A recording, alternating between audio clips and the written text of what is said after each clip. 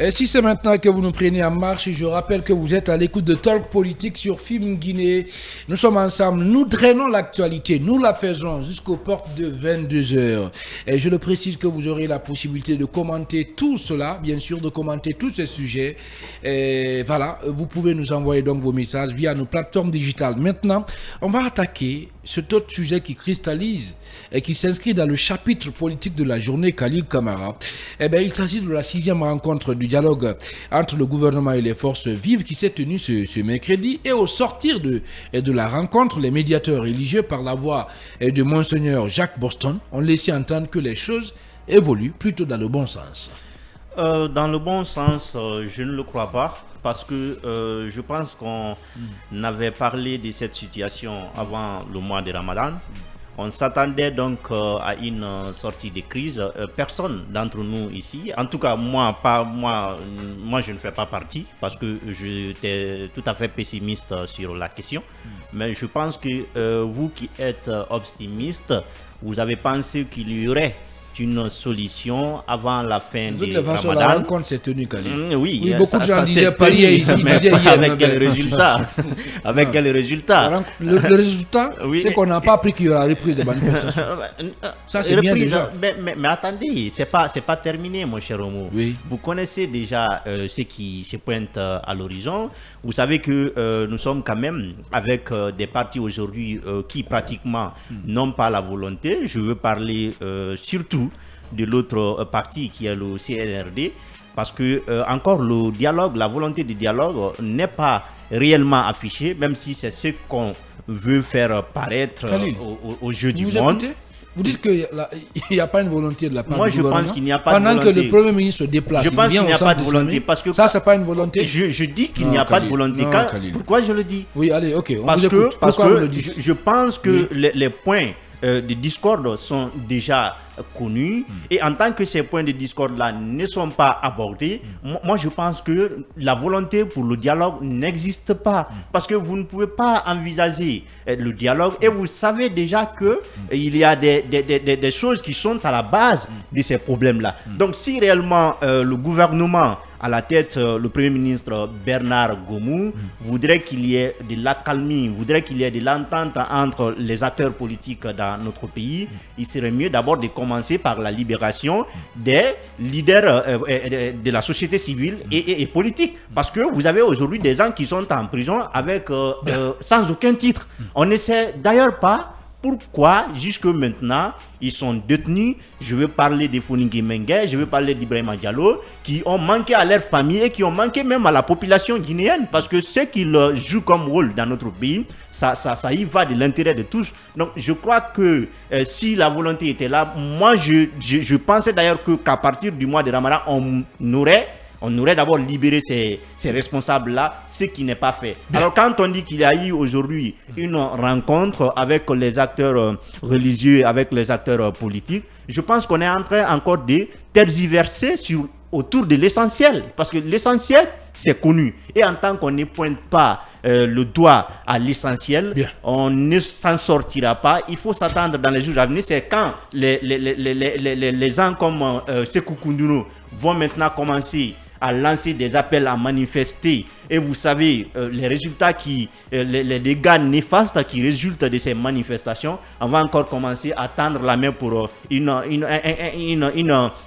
un prétendu dialogue. Alors c'est pas ce qui fait croire que le dialogue il existe. Ce qui fait croire que le dialogue il existe, je pense que c'est la solution d'abord de résoudre les problèmes qui sont à la base.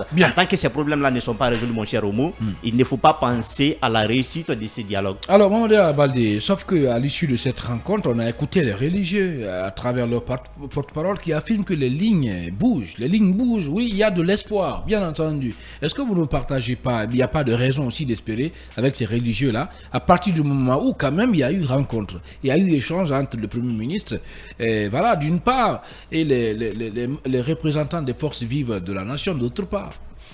Est-ce qu'il ne faut pas s'en réjouir? Les lignes bougent, mais sauf que on est de façon verticale. On est sorti sans aucune, en tout cas, annonce forte. Je pense que j'ai écouté Monseigneur Jacques Boston. il a parlé, mais excusez-moi, mais c'est pour ne rien dire. Sincèrement, je pense qu'on pouvait s'attendre à des actes forts, à des décisions importantes, à des annonces très fortes, mais ça n'a pas été le cas. En vérité, ce que nous voyons, c'est un jeu de dupes. Je pense qu'il faut sortir de cela. Aujourd'hui, c'est une supercherie, comment on appelle ce dialogue-là. Je n'y crois pas, comme l'a dit Khalil Kamara. Je partage son avis. Pessimiste de talk politique. Mais je suis vraiment trop pessimiste. Non, je suis réaliste. Je ne suis pas pessimiste. Vous aussi, vous êtes trop pessimiste. Je suis réaliste. Je regarde la situation. Ça fait des années, il n'y a pas eu de pourparlers. Écoutez, Khalil.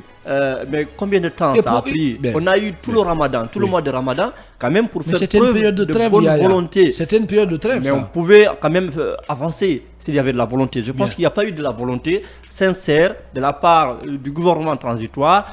Et c'est de l'autre côté, simplement où il y a eu quand même cette possibilité de reporter les manifestations. C'est le seul acquis qu'on a eu. De l'autre côté, il n'y a pas eu de volonté. On s'est barricadé, on s'est amuré dans leur camp.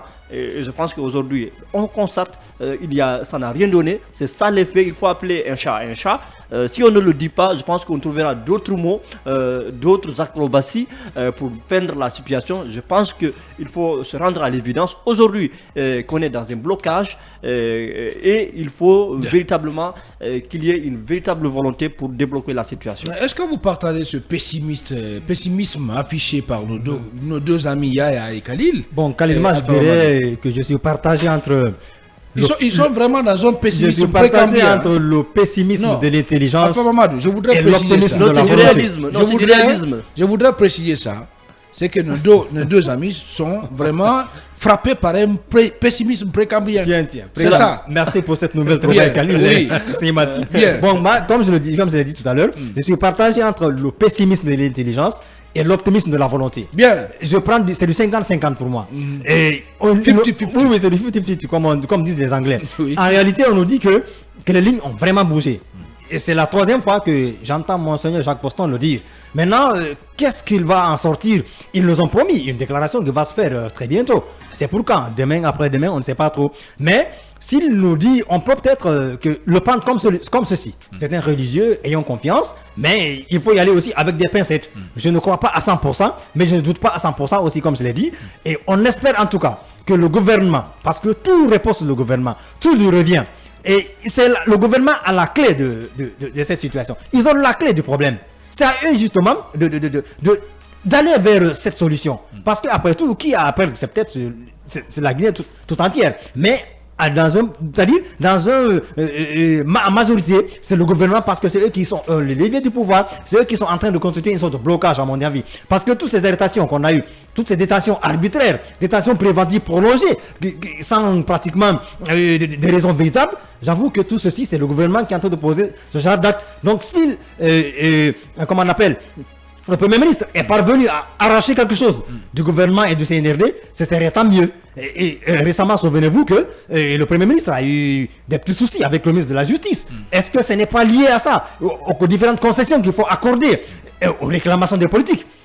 Peut-être que c'est lié. Donc, j'espère, je garde espoir encore que on parviendra à se tirer de ce mauvais pas et que voilà, le gouvernement va sortir un peu de sa léthargie et va arrêter de nous berner, de nous mener en bateau, parce que c'est ce qu'ils sont en train de faire, pour que justement on puisse négocier bien ce virage et qu'on puisse tracer le bon chemin. Parce que jusqu'à présent là, on est en train de tourner en rond en réalité. Bien. Et on doit arrêter de tourner en rond parce que c'est le gouvernement qui est en train de nous précipiter vers cette situation. Bien, allez, qu'est-ce qu'on va faire à présent? On va partir avec nos obligations commerciales. On revient juste après pour poursuivre cette émission. En attendant, vous pouvez continuer de réagir via nos plateformes digitales, bien sûr, en commentant toute cette actualité avec nous. Eh bien, on se fera le devoir de relayer vos réactions dans la seconde partie de cette émission. À tout à l'heure. C'est Alpha Mamadou qui avait la parole.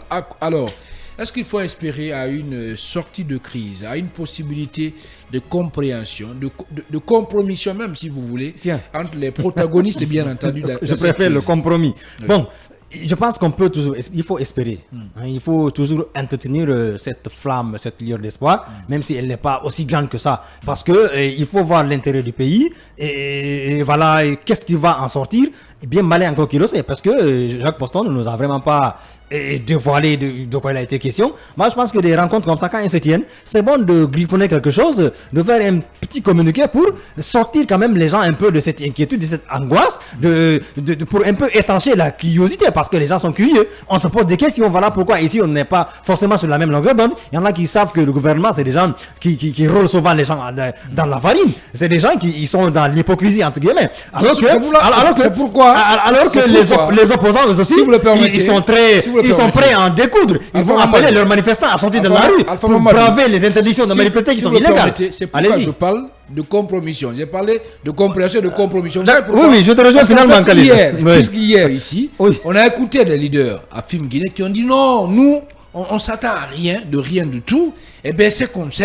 Eh bien, la rue va reprendre ses droits. Les manifestations vont reprendre. C'est ça. Donc, on ne le sait pas. On s'achemine vers. Si en tout cas le gouvernement ne lâche pas suffisamment de l'Est, on s'achemine vers ces manifestations dont les conséquences sont incalculables. Khalil l'a rappelé. Surtout pour la zone de l'Axe où on voit bien que les violences interviennent là avec des forces de l'ordre qui interviennent quelquefois sans ménagement, qui tirent malheureusement à balles réelles et malheureusement au détriment de ces citoyens qui sont pris en sandwich par deux camps, ceux qui forcent à manifester et ceux qui empêchent la manifestation. Donc très malheureusement, ce qui arrive, et nous on souhaite vraiment qu'on en finisse avec ça, que les Guinéens parlent progrès, que les Guinéens parlent développement, qu'on en finisse avec ces petites querelles mesquines qui n'ont pas de sens. Oui, mais sauf que certains dans ce studio-là estiment, voilà, le progrès, pour le moment, ne doit pas être mis à l'ordre du jour par le CNRD. Et ça n'empêche pas la transition d'évoluer. Non, attendez, l'essentiel, c'est le retour à l'ordre constitutionnel. C'est pas ça? Monsieur les pessimistes, je n'ai jamais tenu. Quel qualificatif, hein? C'est une question de vous poser. Non, je n'ai jamais tenu cette phrase. Non, c'est Yaya plutôt. Excusez-moi, je me suis trompé. C'est Yaya qui l'a dit ici. Mais oui, mais je peux être avec Yaya sur certains points, mais je le laisse d'abord se défendre. Répondez. Évidemment, je disais. Il pense qu'on n'a pas parlé de progrès, mais plutôt de l'organisation d'élections libres et transparentes. C'est compréhensible. Non, il ne faudrait pas déformer mes propos. Il faut travestir ma pensée. Alors, je dis, et je reviens là-dessus, j'ai dit qu'une transition a une vocation minimaliste. Ça veut dire quoi? Ça veut dire que il y a des objectifs, il y a des missions prioritaires essentielles sur lesquelles une transition doit être axée. C'est la question du processus électoral. Mais si vous regardez, bientôt nous ferons 2 ans, mais on n'a pas une lisibilité sur le processus électoral aujourd'hui, sur les actions qui doivent mener au retour à l'ordre constitutionnel. Comment ça? Alors, mais écoutez, aujourd'hui, sur le RAVEC, les recensements, sur le RGPH, tout ça qui doit quand même, qui doit consulter le fond pour extraire le fichier qui doit servir de fichier électoral, tout ça aujourd'hui n'existe pas, on ne voit rien, alors qu'on a obtenu un accord de 2 ans. Donc, je vois... Et le compte à rebours est en marche. Bien sûr, mais ce que je vois, c'est que ce sont des petits chantiers, parce que moi je considère ça comme des petits chantiers, ces petits ponts et ces petites voiries. Le petit pont de Cagbelin, arrêtez ça quand même, arrêtez ça, Mamadou Yaya. Oh là là. Monsieur Diallo, il faut qu'on arrête de se contenter du minimum dans ce pays-là. Écoutez, il faut toujours commencer petit pour devenir grand. Arrêtez ça, Yaya. Arrêtons, c'est pas rien ça. On a un pont. Le monde n'a pas été créé en un seul jour quand même. Même Dieu il a créé le monde en 6 jours, c'est long. Soyons plus ambitieux pour notre pays. Regardez, mais ça commence par ça. L'ambition commence par ça. Par les routes d'abord. Regardez chez nos voisins. S'il fallait inaugurer les petits ponts ou bien les Wi-Fi, tout ce qui s'est ou les Wi-Fi, les Wi-Fi, c'est le temps de la Faconde quand même. On inaugure les Wi-Fi. On va réordonner le débat. Mais nous comparons pas quand même à des petits pays. Nous comparons nous aux grands parce que nous voulons être grands. On est un grand pays. Bien sûr. C'est un grand pays. Mais ce n'est pas que de nom. Le pays de de par la réalité, de par aujourd'hui. Je pense que nous devons être plus ambitieux. Oui, on a le bon temps aussi. Voilà. Et donc, pour des petites infrastructures comme ça, nous ne devons pas applaudir partout. Je ne suis pas d'accord avec vous. Je pense qu'il faut qu'on sorte du minimum. Merci beaucoup. Oui, Khalid Camara, allez-y. Oui, je suis tout à fait d'accord avec Yaya. Est-ce que vous pensez que finalement, ces pourparlers vont aboutir sur, disons, la décrispation, une décrispation, bien sûr, de la situation sociopolitique du pays? Je pense que ça va aboutir au néant. Tu vas nous éviter des manifestations. J'ai dit, je pense que ça va aboutir au néant, comme je l'ai toujours pensé. Parce que je vais encore peut-être me répéter. Je dis que les problèmes sont connus, mais on ne fait pas face aux problèmes. on cherche plutôt des images, des volontés d'aller au dialogue, ce qui n'est pas réel. Mais comment vous voulez que nous sortions de cette crise? Comment vous voulez que ce qui se pointe à l'horizon comme des manifestations ne surviennent pas? Moi, je pense que tout cela, c'est parce que, d'une part, le gouvernement continue encore, comme l'a signalé tout à l'heure Yaya, à faire face à des chantiers qui devraient être secondaires et que le retour à l'ordre constitutionnel devrait être donc, une si je priorité. comprends votre logique, vous deux, si je comprends votre logique, c'est-à-dire le CNRD doit tout laisser. On n'a pas dit de tout S'occuper laisser. essentiellement, On n'a pas dit de tout bien sûr, laisser. de l'organisation des élections. Mais qu'on accorde quand même Tout une n'est importance pas politique, mon frère. On a capitale. parlé de refondation Mais de qu'on- l'État. qu'on On a besoin de ces routes. Ces chantiers peuvent être menés parallèlement. Attendez. Parallèlement, développement économique et on a politique. prévu- Moi, j'applaudis fort le CNRD pour ça. Hein. Il y a Vraiment. 2 ans, Très fort. quand même, Oui. les 2 ans prévus comme pour la durée de cette transition, je pense que c'est la junte elle-même qui l'a proposé. Mais aujourd'hui, nous avons épuisé combien de mois? Et quel est le programme? La Quel la est- visibilité. Quel est l'agenda Il y a un problème aujourd'hui? L'agenda réel du CNRD, personne ne le sait. On ne sait pas. Mais sauf que, je vous pose une question. Le colonel, il a dit ici, n'est-ce pas qu'il ne fera pas un jour de plus? Un jour de plus, bien sûr, au pouvoir. Après l'expiration. Est-ce que après sa les- parole, des est-ce que sa discours. Attends, parole, on va s'écouter, les sa gars. parole sont est des une discours. montagne? Si vous le permettez, on va Ce sont des s'écouter. discours. On va s'écouter. Ce Il sont a des dit. discours. Eh ben, Ce d'accord. sont des discours. La parole Allez. politique n'est Le pas une colonel- montagne. Si le vous- colonel- on ne peut pas parler à la fois. Le Khalil. colonel peut le vouloir, Oui. mais il faut savoir qu'il n'est pas seul. Oui. Il y a des hommes aussi qui l'accompagnent et Bien. on ne sait pas quelle est l'intention Oui. de ces hommes qui sont derrière lui. Merci. Donc il faut faire attention. Il faut faire attention. Oui, un petit mot, Yaya. Je voulais dire que la parole politique n'est pas une montagne. D'accord, merci beaucoup, Yaya. Oui. On respecte bien les annonces du président, mais est-ce que sur le terrain, on est en train de lier l'acte à la parole? Bien. C'est là la question. Moi, en tout cas, j'ai espoir. Jusqu'à preuve du contraire, et voilà, j'ai espoir. Voilà, il faut garder espoir. À présent, pendant qu'il est 21h passé de 44 minutes sur la pendule horaire du studio central de Film Guinée, on va partir à Cancan pour retrouver dans un instant notre invité. Et c'est au compte de la rubrique à bâton rompu.